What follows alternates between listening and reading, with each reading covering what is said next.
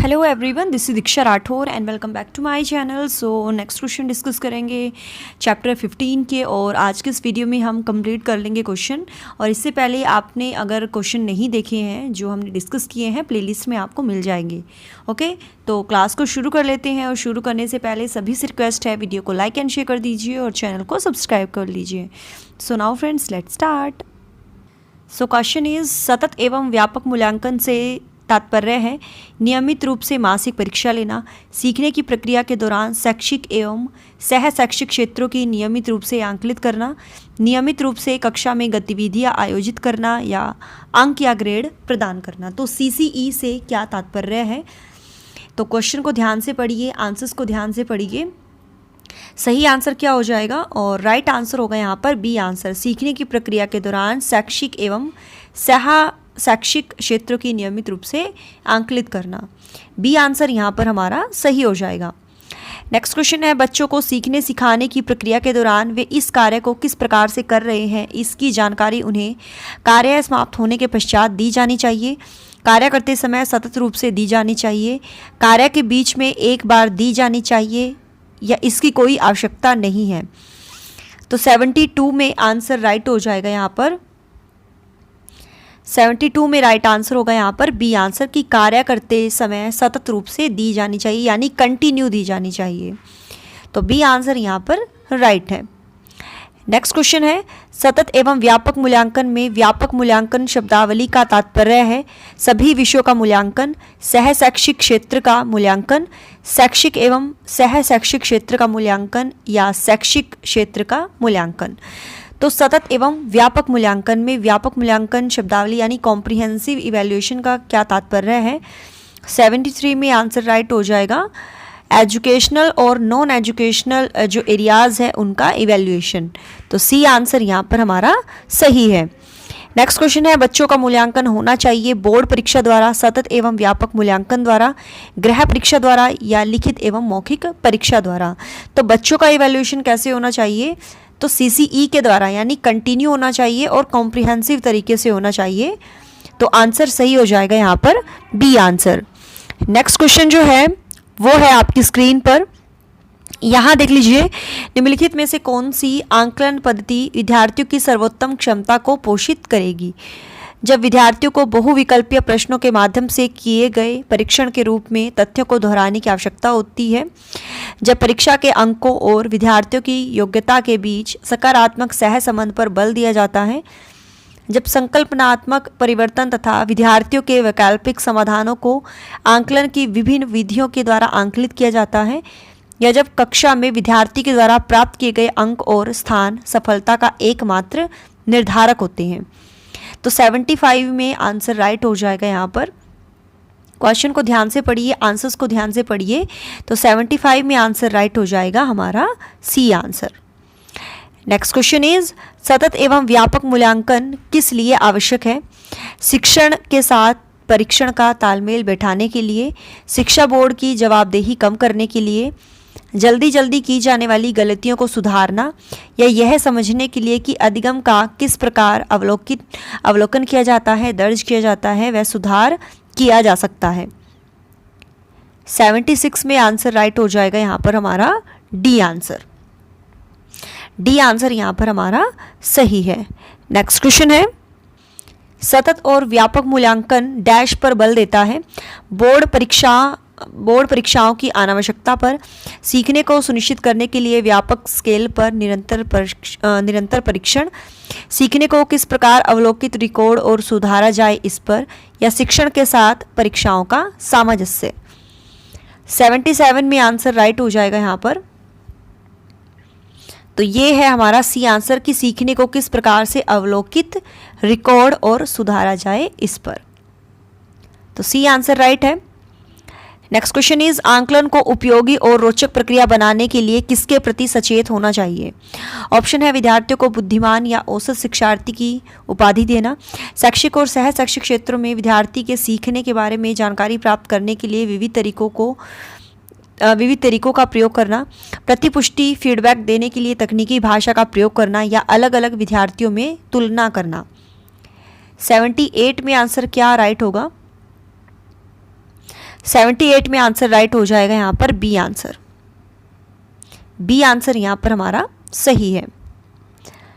सतत और व्यापक मूल्यांकन की योजना में व्यापक शब्द के अलावा निम्नलिखित के द्वारा समर्थित किया जाता है। जेपी गिलफोर्ड का बुद्धि संरचना का सिद्धांत, एल थ्रस्टन का प्राथमिक मानसिक योग्यताओं का सिद्धांत, बहुबुद्धि सिद्धांत या सूचना प्रक्रमण सिद्धांत। 79 में आंसर होगा हमारा यहाँ पर राइट ए आंसर। शब्द के अलावा हमें बताना था, तो ए आंसर राइट है। सतत एवं व्यापक मूल्यांकन के लिए निम्नलिखित में से मात्रात्मक पूर्वापेक्षा का हिस्सा नहीं है। कक्षाएं, विद्यालय, शिक्षक या पाठ्यक्रम। तो 80 में आंसर राइट हो जाएगा पाठ्यक्रम। नेक्स्ट क्वेश्चन है, विद्यालयी क्षेत्र में रचनात्मक निर्धारकों को जानने के लिए इनमें से कौन सा उपागम नहीं है। वार्तालाप कौशल, बहुविकल्पीय प्रश्न, परियोजना कार्य या मौखिक प्रश्न। 81 में आंसर राइट होगा यहाँ पर हमारा बी आंसर, बहुविकल्पीय प्रश्न यानी ऑब्जेक्टिव क्वेश्चन। नेक्स्ट क्वेश्चन है, निम्नलिखित में से कौन सा प्रश्नावली विधि का दोष नहीं है। ऑप्शन है, अच्छे प्रश्न बनाना एक कठिन कार्य है। इस विधि से अनेक व्यक्तियों के विचार जाने जा सकते हैं।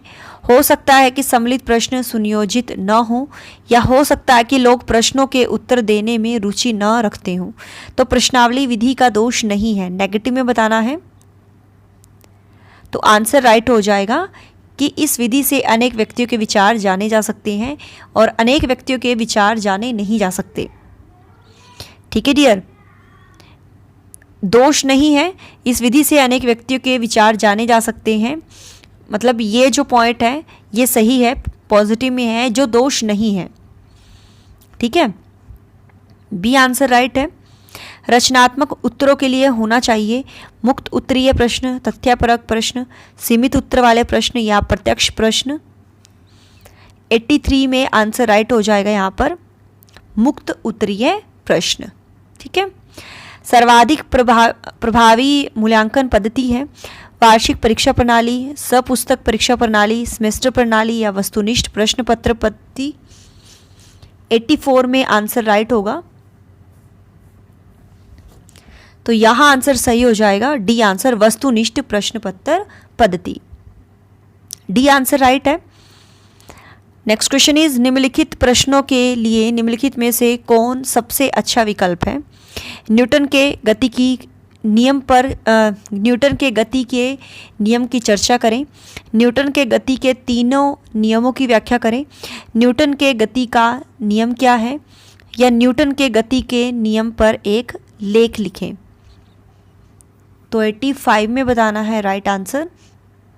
सबसे अच्छा विकल्प कौन सा है, तो वो है डी आंसर कि न्यूटन की गति के नियम पर एक लेख लिखें। नेक्स्ट क्वेश्चन इज, निम्नलिखित में से वस्तुनिष्ठ परीक्षणों के गुण के संबंध में सही कथन है। इनका अंकन शीघ्रता एवं सुगमता से किया जा सकता है। ये परीक्षकों के व्यक्तिगत प्रभाव से प्रभावित नहीं होते हैं। वस्तुनिष्ठता के कारण ये अधिक विश्वसनीय एवं वैध होते हैं। यह उपरोक्त में से कोई नहीं। तो वस्तुनिष्ठ परीक्षण यानी जो ऑब्जेक्टिव टेस्ट होते हैं उनके गुण के संबंध में जो सही कथन है, ये हमारे पास ऑप्शन है। देख लीजिए इनमें से सही आंसर क्या होगा। तो 86 में आंसर राइट हो जाएगा B answer, first, second and third.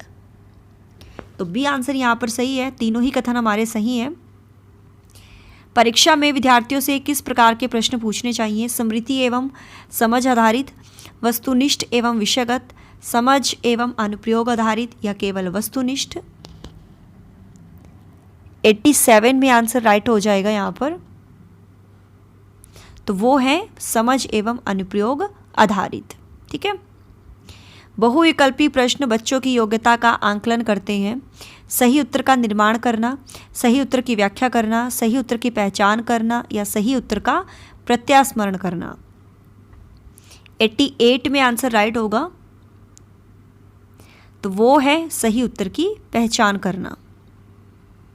किस प्रकार के प्रश्नों को वस्तुनिष्ठ प्रश्नों की श्रेणी में रखा जाता है। लघु उत्तरात्मक प्रश्न, मुक्त उत्तर वाला प्रश्न, सत्य या असत्य या निबंधात्मक प्रश्न। क्या आंसर सही हो जाएगा 89 में। तो वो है सत्य या असत्य, ये आते हैं वस्तुनिष्ठ यानी ऑब्जेक्टिव प्रश्न में। विद्यार्थियों से प्रतिक्रिया प्राप्त करने का आदर्श प्रतीक्षा समय डैश के सही अनुपात में होना चाहिए। पिछले पाठों के प्रश्नों का उत्तर देने के लिए विद्यार्थियों द्वारा लिया गया समय, वास्तविक जीवन में प्रश्न की प्रासंगिकता, पाठ्यचर्या में प्रकरण विशेष के लिए आवंटित समय या प्रश्न का कठिनाई स्तर। तो 90 में आंसर क्या सही होगा? तो 90 में आंसर राइट हो जाएगा प्रश्न का कठिनाई स्तर। ठीक है, डी आंसर राइट है। नेक्स्ट क्वेश्चन है, सृजनात्मक उत्तरों के लिए आवश्यक है मुक्त उत्तर वाले प्रश्न, एक अत्यंत अनुशासित कक्षा, प्रत्यक्ष शिक्षण एवं प्रत्यक्ष प्रश्न या विषय वस्तु आधारित प्रश्न। तो सृजनात्मक उत्तरों के लिए आवश्यक है, तो किस टाइप के क्वेश्चन जो है हमें पूछने चाहिए बच्चों से ताकि उनका सृजनात्मक उत्तर हमें मिले। तो आंसर यहाँ पर राइट हो जाएगा ए आंसर, मुक्त उत्तर वाले प्रश्न, यानी जिसका कोई एग्जैक्ट आंसर नहीं होता है। ठीक है, तो आंसर राइट हो जाएगा यहाँ पर first answer. Next question is, दबाव को कम करने एवं परीक्षाओं में सफलता के लिए आवश्यक है कम अवधि की परीक्षाओं में अंतरण, विद्यालय शिक्षा की विभिन्न चरणों में परीक्षाओं का आयोजन, वार्षिक एवं अर्धवार्षिक परीक्षाएं या विभिन्न प्रवेश परीक्षाओं के लिए विभिन्न एजेंसियों की स्थापना। 92 में आंसर राइट हो जाएगा यहाँ पर। तो ये है 92 में ए आंसर, कम अवधि की परीक्षाओं में अंतरण। फर्स्ट आंसर जो है यहाँ पर सही है। नेक्स्ट क्वेश्चन इज, जैक गणित में एक कमजोर छात्र है, निम्नलिखित में से कौन सा परीक्षण उपरोक्त कथन का सर्वोत्तम समर्थन करता है? बुद्धि परीक्षण, अभिवृत्ति परीक्षण, उपलब्धि परीक्षण या कौशल आधारित परीक्षण। 93 में आंसर राइट हो जाएगा। तो राइट आंसर होगा हमारा उपलब्धि परीक्षण, सी आंसर जो है यहाँ पर सही है। नेक्स्ट क्वेश्चन इज, प्रमापीकृत परीक्षण क्यों कराए जाते हैं? मंदबुद्धि बालकों की पहचान के लिए, प्रतिभाशाली बालकों की पहचान के लिए, पिछड़े बालकों की पहचान के लिए या बहरे बालकों की पहचान के लिए। तो प्रमापीकृत परीक्षण क्यों कराए जाते हैं? आंसर राइट हो जाएगा प्रतिभाशाली बालकों की पहचान के लिए, बी आंसर राइट है। अगला क्वेश्चन जो है, एक प्रमापीकृत पठन परीक्षण लेने के लिए 5वीं कक्षा को प्रस्तुत करने में शिक्षक को अधिकाधिक परामर्श दिया जाता है कि बच्चों को बोलना कि परीक्षण बहुत महत्वपूर्ण है तथा वह उसमें अच्छा प्रदर्शन करेगा, पूर्ववर्ती परीक्षा से प्रधान प्रश्नों को चिन्हित करना एवं छात्रों को उन्हें उत्तर देने की अनुमति देना, या निम्न कोटि के पाठकों को प्रशिक्षण देना ताकि कक्षा के शेष बच्चे किसी भी तरीके से अच्छा करें, या परीक्षण में आने वाले समान प्रकार के प्रश्नों के उत्तर देने के लिए छात्रों को अभ्यास करवाना। तो क्या आंसर राइट हो जाएगा यहाँ पर 95 में? तो ये है डी आंसर, परीक्षण में आने वाले सभी प्रकार के प्रश्नों के उत्तर देने के लिए छात्रों को अभ्यास कराना। ठीक है, तो डी आंसर राइट है। अगला क्वेश्चन देखिए, मानकीकृत परीक्षणों की आलोचनाओं में से यह जो है एक यह है, मुख्य रूप से मुख्यधारा की संस्कृति का प्रतिनिधित्व करना और इसीलिए पक्षपाती है, उनकी भाषा को समझना मुश्किल है, परीक्षण बड़ी आबादी पर लागू नहीं किए जा सकते हैं, या वे बच्चे की क्षमता की स्पष्ट तस्वीर नहीं देते हैं। तो 96 में आंसर राइट हो जाएगा यहाँ पर, वो है ए आंसर, मुख्य रूप से मुख्यधारा की संस्कृति का प्रतिनिधित्व करने, ठीक है, प्रतिनिधित्व करते हैं और इसलिए पक्षपाती है। तो फर्स्ट आंसर यहाँ पर हमारा सही है। अगला क्वेश्चन है, कौन सा मूल्यांकन पूर्व निर्धारकों के एक निश्चित सेट के विरुद्ध छात्र के प्रदर्शन को मापता है? ऑप्शन है सामान्य संदर्भित आंकलन, मानदंड संदर्भित आंकलन, नैदानिक आंकलन या उपलब्धि का आंकलन। 97 में आंसर राइट हो जाएगा यहाँ पर, बी आंसर, मानदंड संदर्भित आंकलन। बी आंसर जो है यहाँ पर हमारा बिल्कुल सही है। एक परीक्षण तैयार करने के बाद एक शिक्षक प्राप्तांकों की निरंतरता को जांचने के लिए एक ही आयु वर्ग के बच्चों पर प्रशासित करता है। यह निम्न को जांचना चाह रहा है: वैधता, विश्वसनीयता, वस्तुनिष्ठता या उपयोगिता। 98 में आंसर राइट हो जाएगा, तो वो है विश्वसनीयता। बी आंसर यहां पर हमारा बिल्कुल सही है।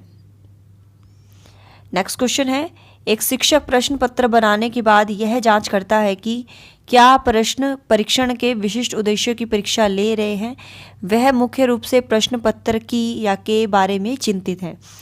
संपूर्ण विषय वस्तु को शामिल करने, प्रश्नों के प्रकार, विश्वसनीयता या वैधता।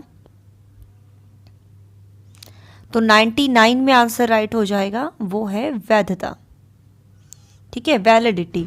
यानी यहाँ पर पूछा है कि जब प्रश्न पत्र एक टीचर बना लेता है और ये जांच करता है कि प्रश्न जो है टेस्ट के जो स्पेसिफिक एम्स हैं उनकी परीक्षा ले रहे हैं, तो वो किसके बारे में चिंतित है। ठीक है, तो डी आंसर जो है यहाँ पर हमारा बिल्कुल सही है। अगला क्वेश्चन है, निम्न में से एक उत्तम परीक्षण की विशेषताओं से भिन्न है: विश्वसनीयता, वैधता, वस्तुनिष्ठता या अभिक्षमता। उत्तम परीक्षाओं की विशेषताओं से भिन्न है, तो वो आपका अभिक्षमता होता है। डी आंसर यहाँ पर सही है।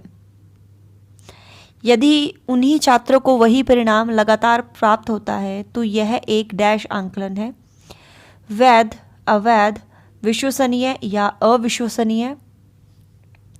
101 में आंसर राइट हो जाएगा, तो वो होता है विश्वसनीय। ठीक है, आप ना वीडियो को पॉज कर लिया करो। यह एक डैश आंकलन है जिनमें से एक मापन के लिए अभिप्रेरित है: वैध, अवैध, विश्वसनीय या अविश्वसनीय। 102 में आंसर राइट हो जाएगा, तो ये कहलाता है वैध। फर्स्ट आंसर यहां पर राइट है। निम्न में से कौन सा लक्षण किसी मापक उपकरण के लिए सर्वाधिक वांछनीय है: विश्वसनीय, वैधता, वस्तुनिष्ठता या मानक। 103 में आंसर राइट हो जाएगा, तो वो कहलाता है वैधता। ठीक है, बी आंसर राइट है। विभेदकारी परीक्षण अंतर करता है: कमजोर विद्यार्थियों में, सामान्य विद्यार्थियों में, प्रतिभाशाली विद्यार्थियों में या उपरोक्त सभी। तो विभेदकारी परीक्षण किसमें डिफरेंस करता है, तो ये सभी में ही करेगा। ठीक है, डी आंसर यहाँ पर सही हो जाएगा। निम्नलिखित में से कौन सी मूल्यांकन की प्रविधि है: प्रश्नावली, साक्षात्कार, मत सूची या ये सभी। तो मूल्यांकन की प्रविधि ये तीनों ही है। आंसर राइट हो जाएगा, डी आंसर। नेक्स्ट क्वेश्चन देखिए, एक उच्च प्राथमिक विद्यालय के संरचनात्मक कक्षा कक्ष में अपने स्वयं के आंकलन में विद्यार्थियों की भूमिका में निम्नलिखित में से क्या देखा जाएगा। ऑप्शन देख लीजिए क्या राइट हो जाएगा। अपना वीडियो को पॉज कर लिया करो और जिन्होंने चैनल को सब्सक्राइब नहीं किया है चैनल को सब्सक्राइब कर लें, शेयर करें ज़्यादा से ज़्यादा वीडियो को और लाइक कर दीजिए। तो 106 में आंसर राइट होगा। विद्यार्थी अध्यापक के साथ आंकलन के लिए योजना बनाएंगे। ठीक है, तो आंसर राइट हो जाएगा यहाँ पर डी आंसर। ठीक है, डी आंसर यहाँ पर सही है, क्योंकि स्वयं के आंकलन में विद्यार्थियों की भूमिका कि किस तरह से वो खुद का अपना आंकलन कर रहे हैं, तो इसमें विद्यार्थियों की भूमिका क्या है, तो डी आंसर यहाँ पर सही है। नेक्स्ट क्वेश्चन है, केवल कागज पेंसिल जांचों द्वारा आंकलन को सीमित कर देता है, सकल आंकलन को बढ़ावा देता है, समग्र मूल्यांकन को सुविधा प्रदान करता है या निरंतर मूल्यांकन को सुविधा प्रदान करता है। 107 में आंसर राइट होगा, तो ये हो जाएगा आंकलन को सीमित कर देता है। फर्स्ट आंसर जो है यहाँ पर हमारा सही है। ठीक है, अधिगमकर्ता का स्वनियमन का क्या अर्थ है? विद्यार्थी निकाय द्वारा बनाए गए नियम एवं विनियम, विद्यार्थियों के व्यवहार के लिए विनियमों का निर्माण करना, स्व अनुशासन और नियंत्रण या अपने सीखने का स्वयं अनुवीक्षण करने की योग्यता। तो लर्नर का स्वनियमन का क्या अर्थ है? तो ये है डी आंसर, अपने सीखने का स्वयं अन्वेषण करने की योग्यता।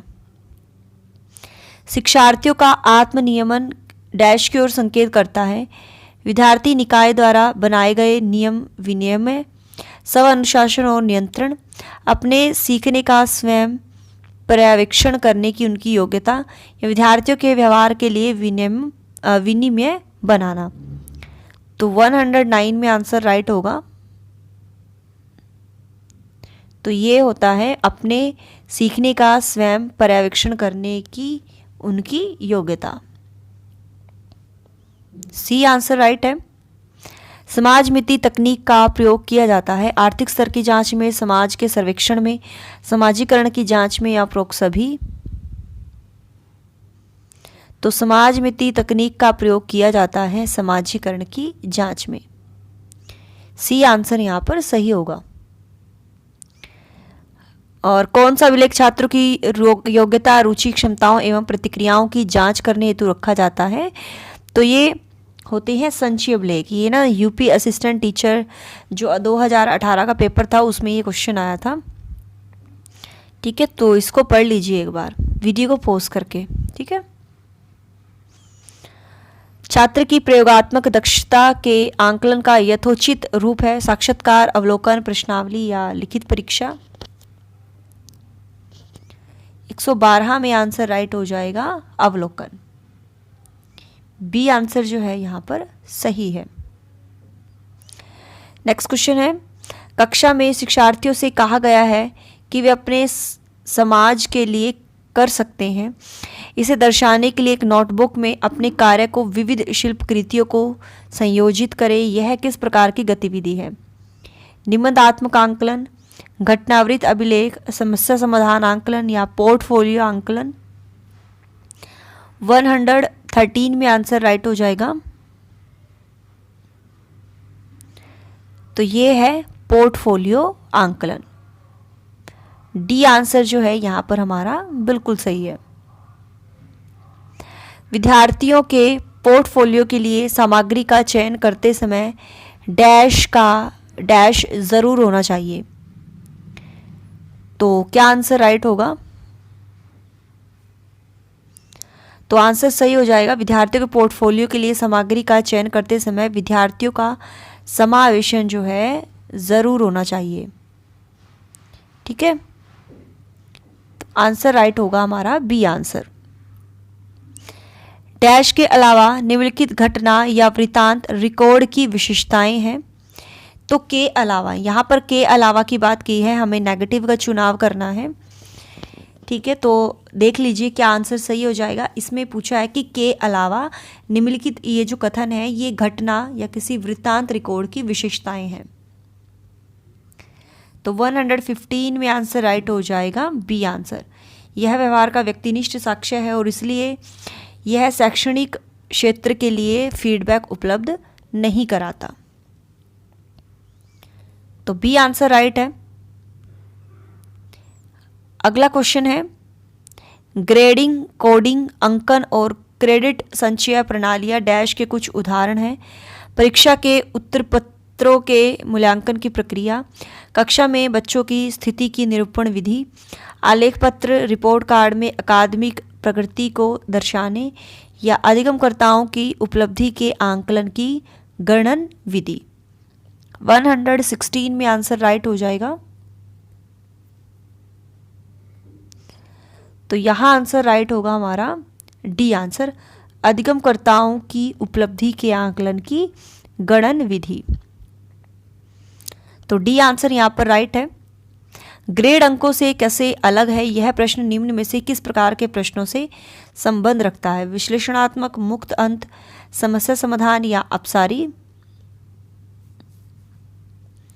तो यहाँ आंसर सही हो जाएगा विश्लेषणात्मक यानी एनालिटिकल।